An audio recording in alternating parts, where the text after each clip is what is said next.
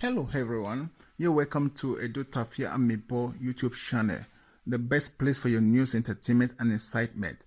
If this is your first time of coming to this channel, don't hesitate to subscribe to us, and while you are there, please click on the notification bell so that next time when we drop any video, you'll be the first to be notified. Thank you so much and God bless you.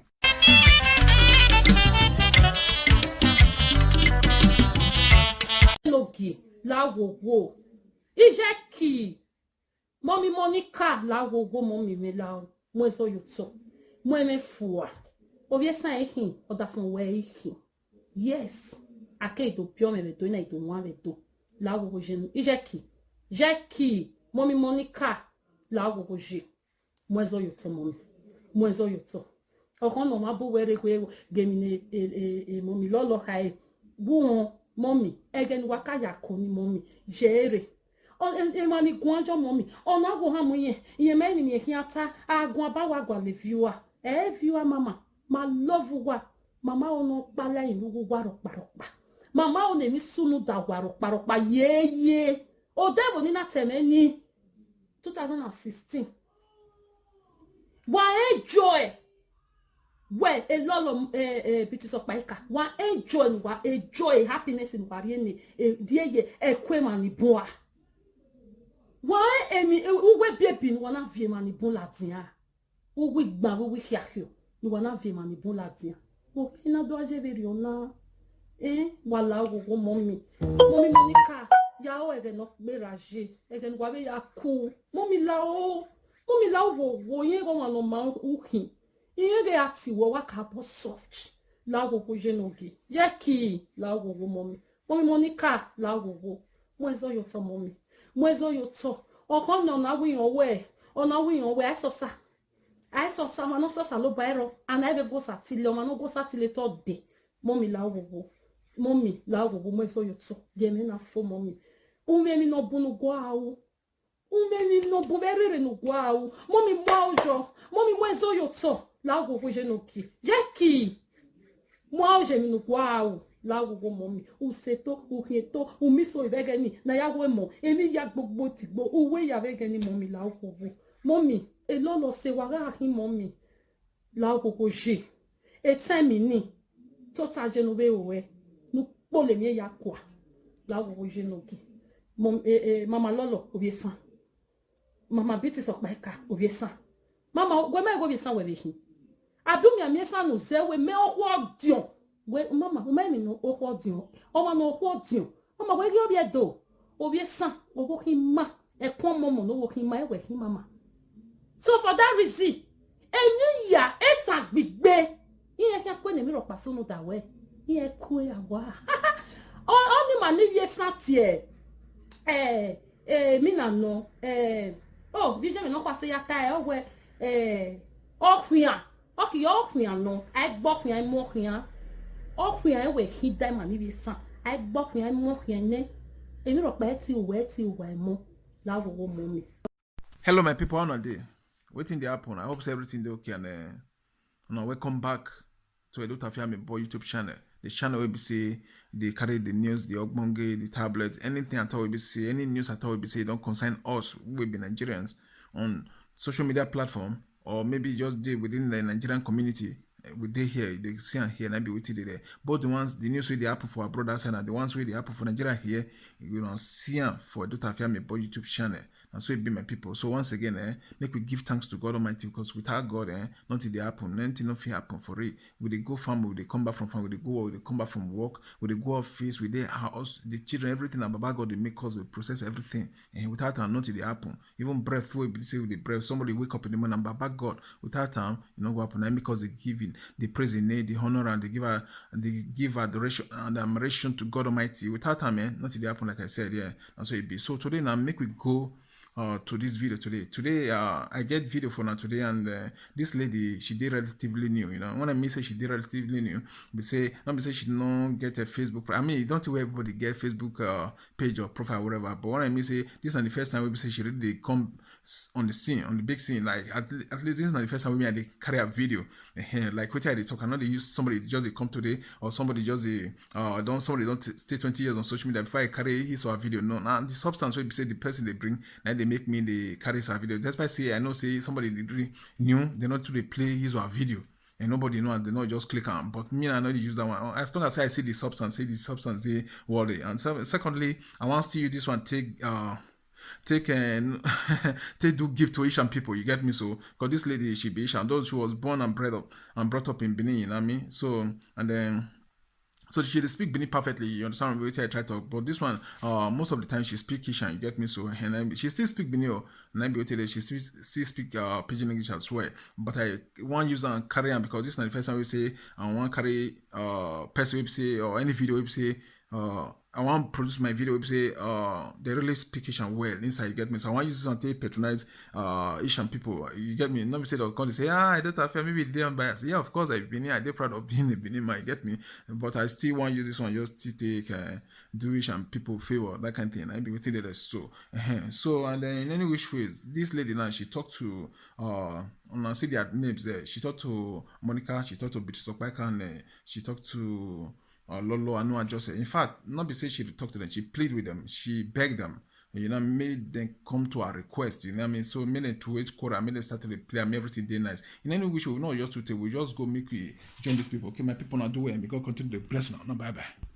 Hello, my people, how are they? Waiting they happen. I hope everything they okay and welcome back to Edo Tafiame Boy YouTube channel. The channel will be say message to Mama B, message to Mama Monica and Mama Lolo. Ebezeni that joy message to them. When ori ajono gwa even the boom we only town in this matter. E only ne Mama the only monage town. They are so scared because Ebezeni that scared. E what join she define viewer, she define popularity, blah blah blah blah blah. That's why many people don't want talk their mind for this issue. Before you talk, now they'll say, I define viewer, I define followers. No, now they get it wrong. Nobody define viewer and followers. My mommy, the three mommy when I put their name for this message, now I really talk to. I know can't talk to about people who will come across the video say, maybe now public should define. No. Now don't get it wrong. If things they go wrong, we need to talk. If things not they go well, we need to tackle this thing because we don't get anybody who want lose. For among of them, they're too beautiful. They are just too amazing. These three ladies. So we don't get the one who want lose. No one. God forbid. God Almighty forbid. We not go lose anyone. Mommy B. Now you be the elderly mama when they inside. Yes, mama. You love Asian people so much. You see this eyeshadow, Mama B. Now you all are go Tifa. Now you all have a go Tifa, Mama Beatrice Okpaika. When I put so, you know, say as it look good on me. Mommy B, as you they do those things since, if you see as I appreciate you, love you, right from time when I dey follow you. Even Mama Lolo, right from time I dey follow till today. Even Mama Monica, right from time now they follow till today. The three of una till today I still they follow now. Yes, I still they follow now. They watch una anytime when they live, YouTube or everywhere I they follow now. Because why? I love una. That's why they follow now. Mama Beatrice in Mama talk for this matter, make this matter finish once and for all. When I wo in wo when I do when I in well where omone sambie Lolo omone sambie Monica omone sanre obuwa beze makon beze makon nia bekize esa Monica she not be Benin woman again. No, she not be Benin woman again because she know the bear Benin name again. Na Asian woman. If the thing won't make me cry, won't make me shed tears. Una beg, make this thing end. Make it end. Now beg I come back una. The three of una na beg, na come beg. Mommy Beatrice, Mama Lolo, Mommy Monica, Mona beg, make this thing end. I beg, if una see this video as nonsense, Mona still settle down. Listen to this video. Inside the nonsense, maybe una still see some sense. I use God beg the three of una. I love una so much. I love the three of una so much. So much, so dearly to my heart. The three of una no one when I get hatred for. The three of una no one I want make it die. The three of una no one I want make something bad happen to. No, God forbid. Make this thing stop. Make this thing stop. Even if people they say that they do and they go down for coven and they go down for witchcraft. Make the three of una put ends to this thing. Even though say una no put ends. Mona just turn, look una beautiful children. So that made that mother ants bite to her hearts. So that Mona say end this thing once and for all. This thing, no do. 3 months from now, it will be 1 year. Isha, now so the devil when do and get power. When be so not conflict call the blood of Jesus, they put an end to it. Eh? Mona beg. Now beg I say. Mommy Monica, I beg you, ma. I beg. I love you from my heart. Since when you come social media, now start to follow you. Now start to follow you. Mommy Lolo, I beg you. I love you from my heart. Since when you come social media, now start to follow you. Even on Facebook, now start to follow you. Even though say I know they comment, sometimes I they put love, I they put like, I they put laugh. But this drama may end. Mommy Okpaika, right from when you come social media, I could be no say son, do something back home. Now I start to follow you. I start to pick sense inside your message. What it can happen to all those messages on the t-shirts that time now? What it can happen? What I be very romantic person. If I cry for this video, Mona no verse. Because the thing they eats me up. The thing they eats my heart. I they always pray for the three of una. Anytime when I see sad video, I come across it. I they always go on my knees. I go pray for una. Because we don't want to lose any of una. Mona switch back. Mona go think of 2016. Mona beg. Mona go think of 2016. 2017. 18. Those lovely messages. Those fun. Those happiness. Mona raising her back. All those nyama so. Mona don't pan. The time don't reach. Even if the witch say na him strong pass. The babalawo say na him strong pass. Say na him dey breathe this. If you want go down, he go put kerosene. Mona naked. Mona pray. Make this thing finish. Please share this video out for more people to join us, please. When person will come out, one can talk in feelings, they will say they find viewer, say they find popular, if they find this one. No, out of it. Far from it. If let's call a spade a spade. If something not they go well, that's what they say of your way. Oh, if something not they go well for village, or your way will talk this issue. This one say you no go talk. This one say they fear. This one say no go talk. Things go spoil. Obugbe egitiao. Obugbe edo egite. Obie san se wahin. Era meni jene. Obie san yahin. O se ni na love wa. O se love wa le na love. Ibeti na do mo na bie wo edo no wa wo edo. Wala wo. Ba wen awo wo. Ba wen awo wo. Iro se no blana bayre viva. Iro te san rede gbigbe. Esan gbigbe re viva. Ba wen let go of it. Ba wen fear. Ba wen zo fear. Ba wo. Upo gbon ahiana. Upe no so gbon. Ba ahiana. Ba jere ilone sa su. Ojo e uwo mo wa osupe. Ogogo o maje. Uwa ma gbo ni supe. Ogongon o ma je. E san so ni lo ni. Ahia na bu pe ni a. Ba we dodo. Ba we won fi oto. Mama Beatrice Okpaika. I be very romantic person. That's why I cry. Mama Beatrice. Ine no je. Wo. Gbẹ̀mí kwa. Ọ̀sẹ̀ ní sàmàdà joy. Ọ̀díọ̀n. Ọ̀ìtìkún náà gbí kúọ̀ì. Ọ̀díọ̀n. Ọ̀sẹ̀ ní bladagọ̀ wẹ̀ dísàbọ̀ mọ̀nẹ́mọ̀nà. Ọ̀sẹ̀ nọ́nẹ̀mọ̀nà dàfẹ́. Wo ine. Wà dọ̀nà ine. Sọfúrẹ̀ bọ̀nẹ̀mọ̀nà ine. Wo ine. Bá mọ̀ ẹ̀sọ́ fìyà ẹ̀sọ́. Mẹ́mọ̀ náà dàjú. Bá soso dàjú. Bá soso dàkùn mọ́mọ́ dàjú bá. Bá wo. Asena okinona oshabugbe esawa esa oje no sema esa gbigbe no sema esa osose esa kuno momo egbe ni rigo ne sa no sema ba wo ba mo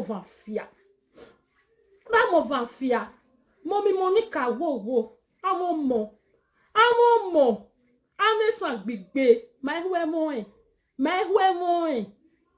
my huemo imono sene mo si anu biema my huemo go mo fia go Mommy Monica mo zofia robo gba no ni bie eye van eye babi lolo ba eye van o sho wa kahin o van da ba da wa negbe ba ki wa negbe e mo ba wa ye fo bekize ne mo da va wa ye fo ona ki yo ino ba hu e ba zo fure wo me ba jo ni ba te vai do amu no susu nu eje me ba ye gwa no van me ba ye gwa no ki no ovo si abugbe ba hu adodo Mommy Monica awon mo no je amesa gbigbe wo ine awon ku ojo we a take ajo ni make ya se mi ki agono wa re sano senere degbo uduki ahume inegwo ogoropo gbaneke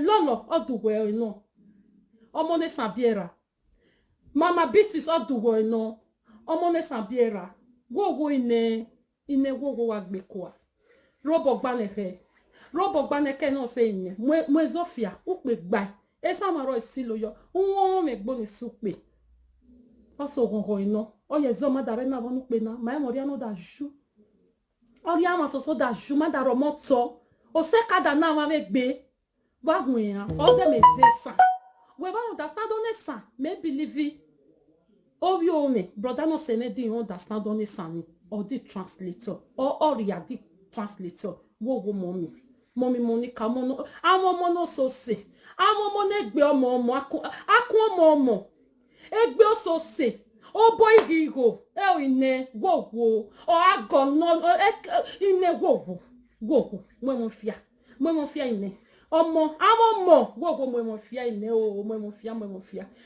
ba fiti ine mo ine wo ine over wo vai over ye fo over vai share this video for me mama long time over so that we get to these people that have this message please over mo wa ye fo ine evo do to ade ni eje ona kijo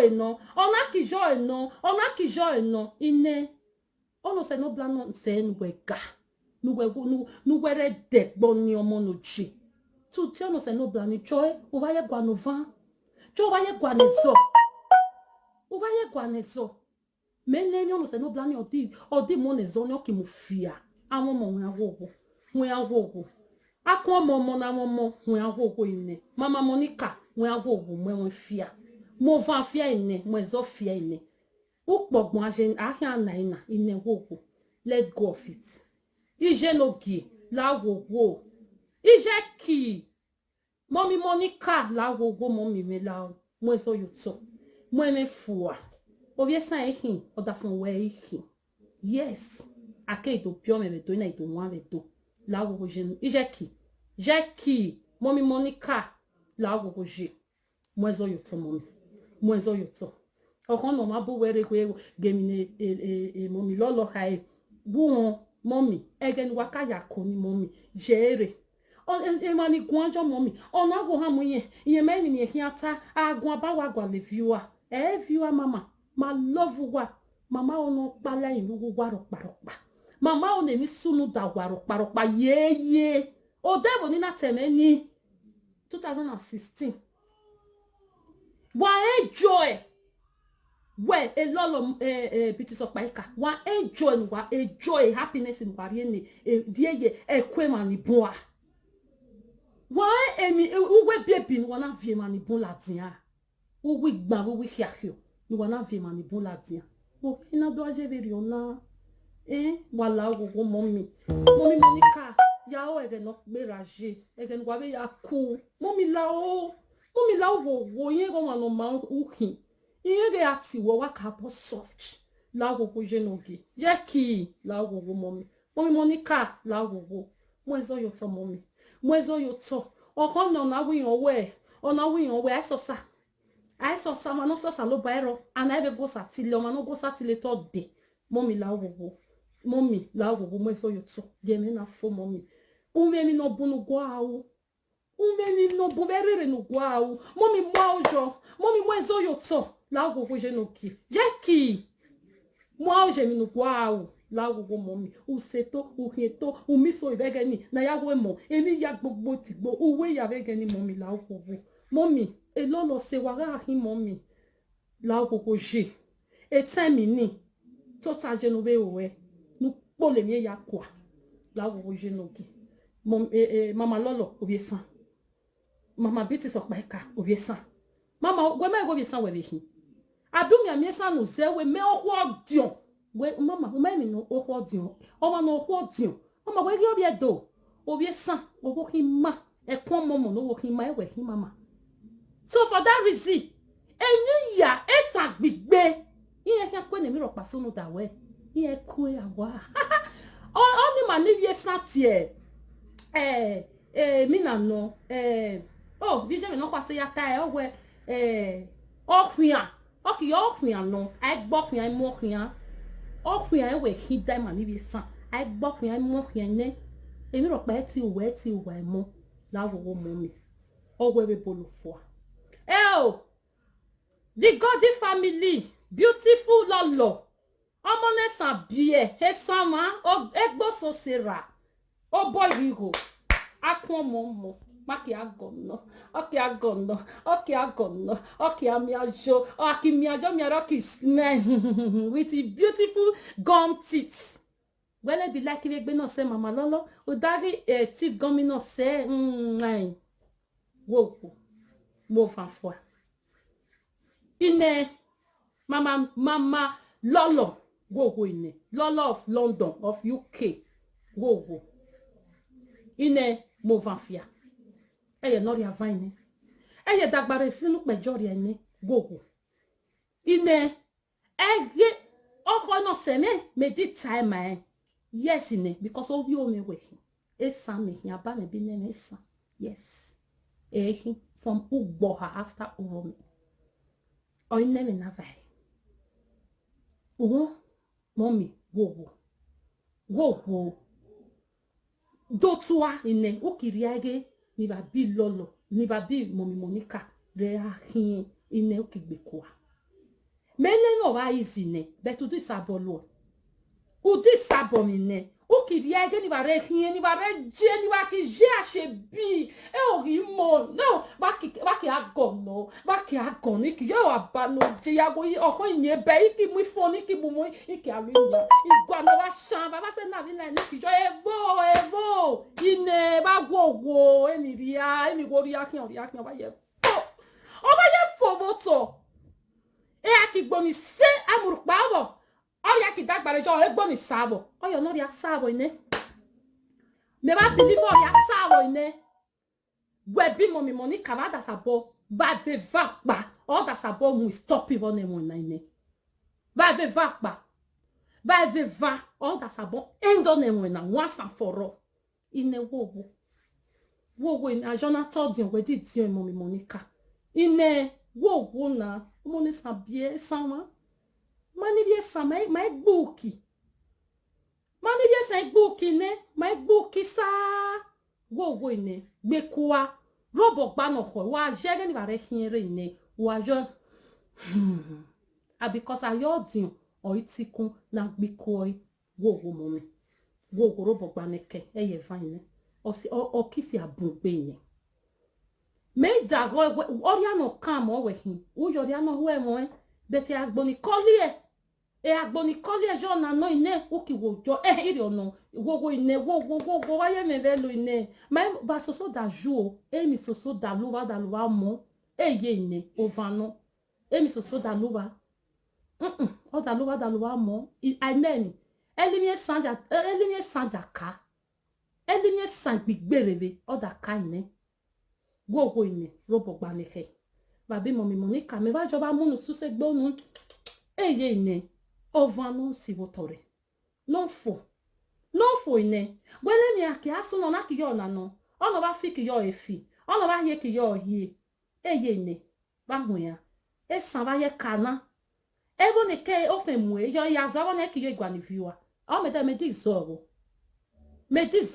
because kisi amugbe ine wo mama lolo wo o se da gbo mi ponu si be nire inde no je mama b ine we have done my make up because o make ilu nia make up make ilu ine because we jo mani vie sani ma do alu emi ne we je ya ebuwere mama e badare lu emi wa je ine oni message no se ni mele bo se lu be dagmo me ne o go lu emi o se we wa ye teke da ho me da go van o se mo pa ti sabotai iki yo mama bitu o se bi track ire mama bitu si bi track ire o iki afa iki yo mama go van o ki bo da gbo mo make up go da re lo no se ni ine me va da re lo no se mi mommy go ine mama we are lolo mi lolo ta uki ye na mo no se Monica ku ye ne e fe fa ne no vana no me joda si votori we are go ni go evolve no vana ne be se no da vunu me ke mama we are go o mi san lolo mi san Monica o mi san e san gbigbe ba ya e san ni o wa ne be lo ne mama mele bogere ho ni sanje mele bore love vie sanje we ago iki jo ha mani ye sama won se gbe sha we ago dagbare especially party opa no jobi UK hi ya mi ki yo mani mo honestly my big friend no say mo mi do make ata make yo if ye do bi san oni awon sene girlfriend can make girlfriend no say make yo to say the truth of your ba if ye san won sene ine ya mi va iki ireva so jeje ireva gbotiti ine wowo wo boom ne hone tawo ne mona you social media people femwe ki yo ori ata na ki humoria ori ata na ki yo no ri agwali viewer ena me ki no we me da wo ye ne iki wo ye da yo mama biti so pa e kameneta hone iki wo ye da yo eje di vai I do not tawo ore me vai na o se va ze da yo di se san because everyone me da ne tao o mi san hi e di understand di emoni me honi meta ine noji mama biti so pa ika go ine at your age ne we are makeup me no man me that's about makeup on makeup ni ine go mwelovo ine mwelovo mama go ine we are ni no lolo we are ti lolo we are ni lolo tao ine ba ye van esa gbigbe wo da kan ni sunu da imo emi so da lova eje nails that one is settled better over ma ine nebo ni ne robo agbutu ne azegbo jo lolo bi Monica ma zene da zaga ine oge hon ni me ba re obo ine me ma re obo ri alu ne da zaga me go believe e bi osenobla no sunu o e hon ni siso ki diaro ine ono do de action so yo na dio ye fi pejegbe ye hun me pe ne eline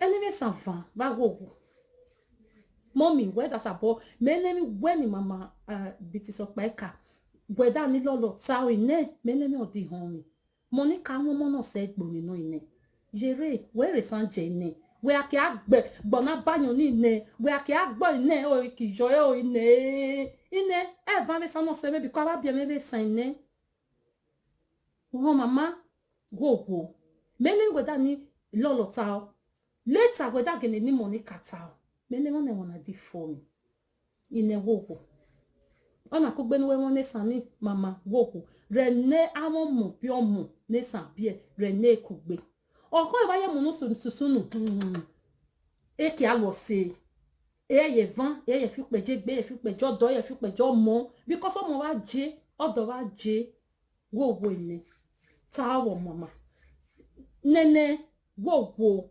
tawo wogo mommy Beatrice akpaika wogo ile ine we ba dawo ni no so yo okpaika e wo le bubu ba le mi ni no so ne ni